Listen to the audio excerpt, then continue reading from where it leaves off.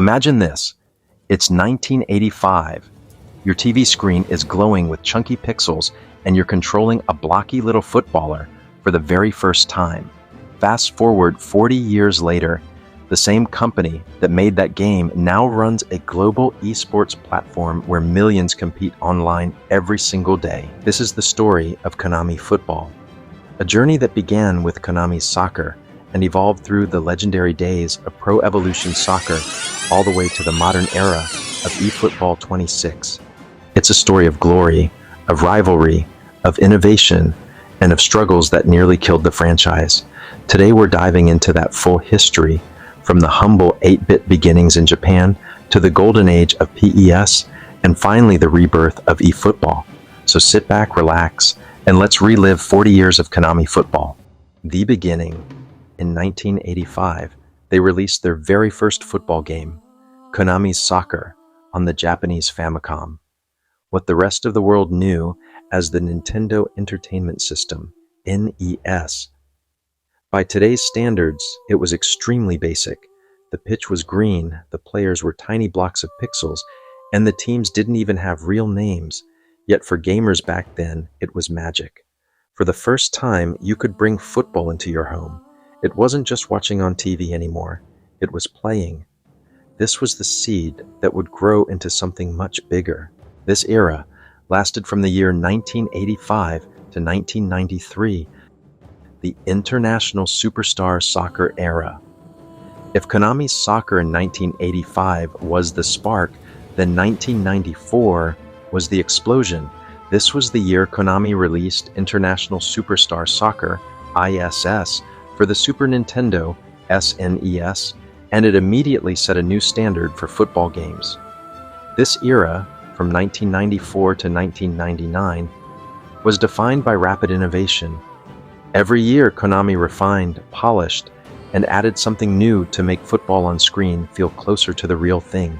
1994, ISS on SNES. For the first time, football felt alive.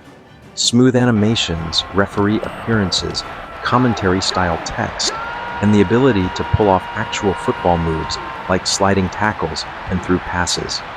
The players had personality, something no football game had captured before. 1995 to 1996, ISS Deluxe. Konami built on the foundation. ISS Deluxe introduced more teams, better AI, weather conditions, and faster gameplay. Players started noticing the subtle realism, the way defenders tracked runs, the way goals felt earned. Football fans now had a game that was more than fun, it was authentic. 1997, the turning point. This was the year Konami released International Superstar, Soccer 64 on the Nintendo 64, and it was revolutionary. Suddenly, football wasn't just sprites and pixels anymore. It was 3D. You could dribble in space, perform new tricks, and experience gameplay that felt unbelievably advanced for its time. This was also when ISS really became a global hit, spreading Konami's reputation as the leader in football games. 1998 to 1999, refinements and identity shift. Konami kept pushing. Sequels like ISS 98 added better graphics, smoother passing, new animations, and tournament modes that made players feel like they were experiencing the World Cup. By this time, Konami was no longer just competing. They were dominating. This 1994 to 1999 ISS era wasn't just about flashy graphics or gimmicks. It was about creating a foundation of realism and excitement. Football wasn't just being imitated, it was being celebrated. And with the leap to 3D in 1997, Konami proved they weren't afraid to evolve with technology. By the end of this era, the stage was set for something even bigger. Konami was about to transform from simply good at football games to the kings of football gaming. The Pro Evolution Soccer era. The year was 2001, and the world was about to meet a name that would define football gaming for over a decade. Pro Evolution Soccer. This was the birth of PES, or Winning 11, as it was known in Japan. And from here, a golden era unfolded, lasting more than a decade. From 2001 until around 2019. What made PES so special compared to everything before? First, realism. Konami leaned heavily into physics, tactical intelligence, and fluid gameplay. Players actually felt different on the pitch. The weight of the ball mattered. The timing of your passes and shots mattered. Second, freedom. Unlike FIFA at the time, which felt rigid and arcade-like, PES gave you the sense that anything could happen. You could thread impossible passes, score volleys from distance, or create counterattacks that felt like real football. And third, the community. Modders and fans began creating custom kits, logos, and real player names to get around licensing restrictions. PES thrived because people loved not only the game, but also what they could make out of it. This era is divided into two segments, the Golden Ages and the Struggle Years. The Golden Ages. This lasted from the year 2001 to 2010.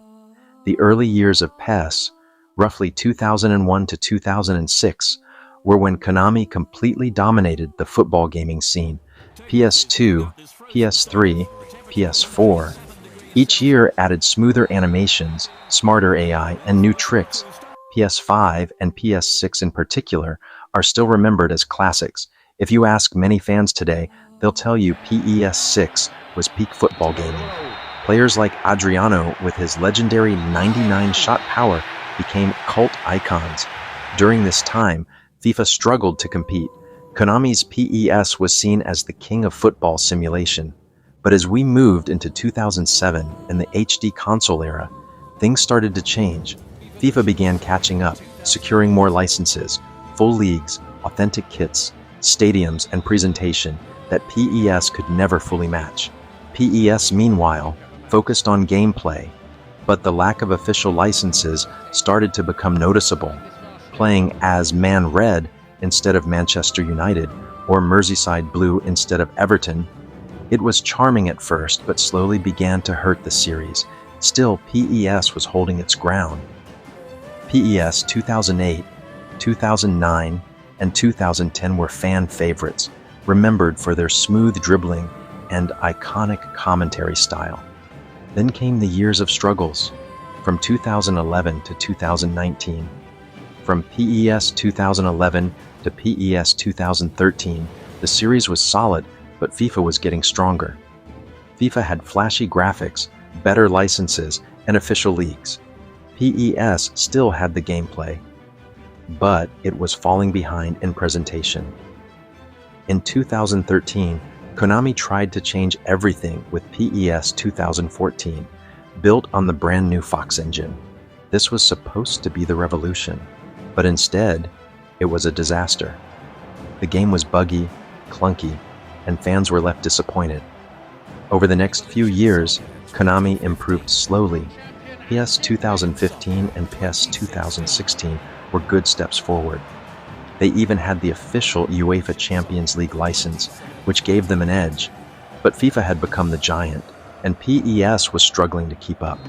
By PES 2019, the truth was clear.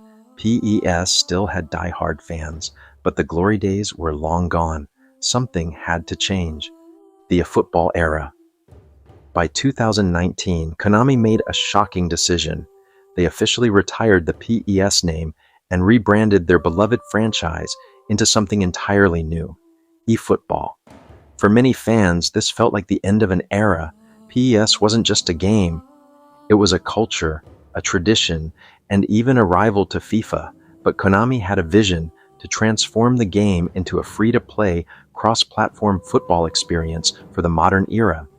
The series was renamed eFootball PES 2020, marking the first time eFootball appeared in the title. Konami wanted to push esports, global tournaments, and online play as the new backbone of the franchise. Graphically, it looked stunning with Fox Engine still in use, and Lionel Messi became the cover star. But many fans were skeptical. Some saw the eFootball branding as a dilution of the PES identity. Still, the core gameplay was tight, realistic, and very much PES at heart. In 2020, COVID-19 disrupted gaming, sports, and everything in between. Konami released eFootball PES 2021 season update instead of a full new game. This was essentially PES 2020 with updated kits, transfers, and slight refinements. It was a stopgap. Konami admitted they were working on something bigger for next-gen consoles. This decision split the fan base. Some were grateful for the honesty, others felt cheated. But behind the scenes, Konami was cooking up a massive gamble. Enter eFootball 2022, the first true eFootball game. It was free to play, rebuilt from scratch, and designed for cross-platform play, PC, consoles, and even mobile. The Fox engine was gone, replaced by the Unreal Engine. Konami hyped it as the future of football gaming, but then disaster struck. On launch, eFootball 2022 became infamous. Broken animations, bizarre player faces, empty features, and clunky gameplay. It was ridiculed across the internet. Memes exploded. Players felt betrayed. For the first time, Konami's football game became the laughingstock of the industry.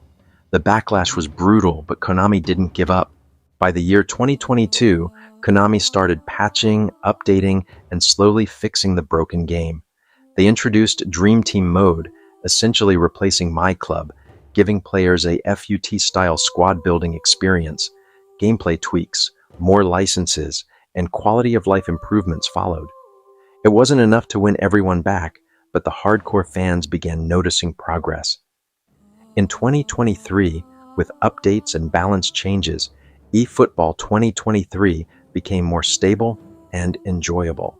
New features, epic cards, showtime cards, and revamped seasonal campaigns kept content flowing. Player individuality improved, dribbling and passing became smoother, and crossplay slowly stabilized. It still lacked Master League, which fans begged for, but Konami focused heavily on the free-to-play model. By eFootball 2024, Konami leaned deeper into content drops and seasonal updates. They rolled out collabs, nostalgia campaigns, and more real-life partnerships with clubs. Licenses expanded, although FIFA's EA Sports FC remained the giant competitor. Importantly, gameplay updates focused on tactical realism, pressing, ball physics, and stamina systems. Bit by bit, the game started to resemble the PES spirit again, but with a modern twist. And finally, we arrive at the present, eFootball 26, the culmination of 6 years of rebranding, rebuilding, and risk-taking. It's no longer the broken shell of 2021. Instead, it's a polished, free-to-play platform, continuously updated with seasonal content. Konami embraced nostalgia with big-time, epic, and legend cards, while also pushing esports and Dream Team as the game's core. eFootball 26 represents what Konami always wanted, a living football service that never dies after 1 year, but keeps evolving. From the rocky fall of PES to the humiliation of 2021, and the slow climb back, the eFootball era proves something. Konami may stumble, but they never stop trying to reinvent digital football. And that, my friends, is how Konami transformed PES into eFootball, from glory days to disaster, and finally into a modern giant. The story isn't over yet. In fact, with eFootball 26, we might just be seeing the beginning of a whole new chapter in football gaming. So now I'll ask you, which era was your favorite? Were you an ISS kid, a PES 6 warrior, or are you enjoying the new eFootball era? Drop your thoughts in the comments, and let's relive the memories together.